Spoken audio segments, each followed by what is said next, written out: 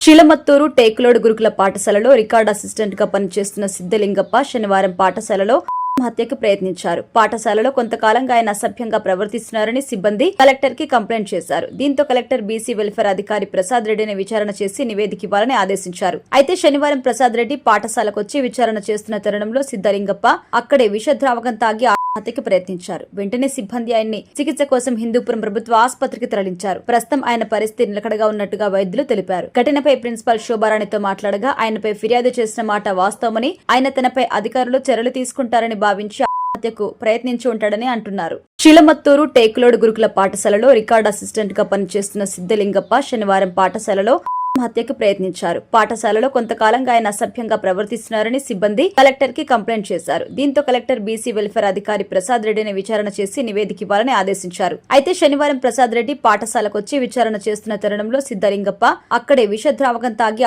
హత్యకు ప్రయత్నించారు. వెంటనే సిబ్బంది ఆయన్ని చికిత్స కోసం హిందూపురం ప్రభుత్వ ఆసుపత్రికి తరలించారు. ప్రస్తుతం ఆయన పరిస్థితి నిలకడగా ఉన్నట్టుగా వైద్యులు తెలిపారు. ఘటనపై ప్రిన్సిపాల్ శోభారాణితో మాట్లాడగా ఆయనపై ఫిర్యాదు చేసిన మాట వాస్తవమని, ఆయన తనపై అధికారులు చర్యలు తీసుకుంటారని భావించి హత్యకు ప్రయత్నించి ఉంటాడని అంటున్నారు.